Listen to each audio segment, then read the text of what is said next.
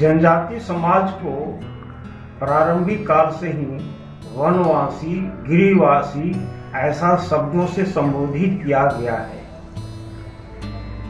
और रामचरितमानस में भी भरत के मंडलियों को वनवासी समाज ने स्वागत किया था। तो उसमें चौपाई है, बोल किरात भील वनवासी, ऐसा वो शब्द आया है।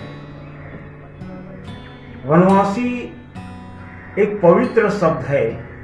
भारत की संस्कृति वनों से ही विकसित हुई है, इसीलिए इसे अरण्य संस्कृति भी कहा जाता है। और अरण्य संस्कृति ही हमें सर्वे भवन्तु सुखिनः, अतिथि देवो भव, वसुधैव कुटुम्बकम् की भावना को सिखाती है, दर्शाती है। और वन संस्कृति अर्थात वन के मालिक वनवासी समाज ही हैं। उन्होंने, चूंकि उनका जीवन वनों पर आधारित है, उनकी अस्मिता है, अस्तित्व है और विकास उसी के साथ जुड़ा हुआ है, इसलिए उसका वो संरक्षण भी करते हैं, संवर्धन भी करते हैं और उसका उपयोग भी करते हैं।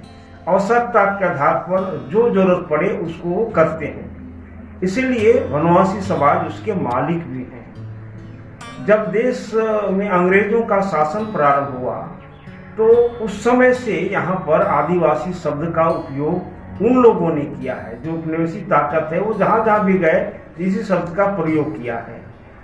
और नहीं तो जितने भी ग्रंथ वगैरह हैं, कहीं भी आदिवासी शब्द प्रयोग नहीं किया गया है।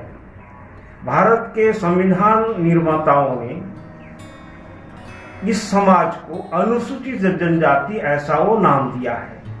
और उस समय भी एक बात सामने आई थी कि आदिवासी शब्द नाम दिया जाए, लेकिन सब विचार विमर्श करके लोगों ने अनुसूचित नाम दिया।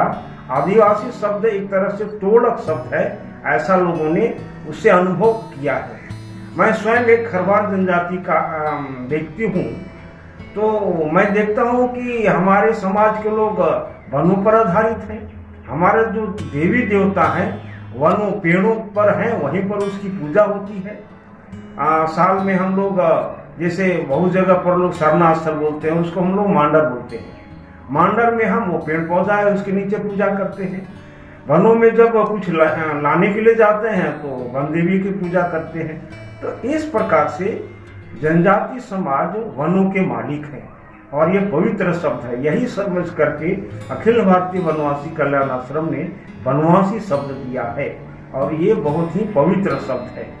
इस प्रकार से हम देखेंगे कि कुछ लोग वनवासी को जंगली, असभ्य ऐसा बोलते हैं, ये गलत है। वास्तव में ऐसा जो समाज को तोड़ने वाले लोग हैं उन्हीं की ये उपज है, इसलिए वनवासी शब्द का नाम ये अच्छा है।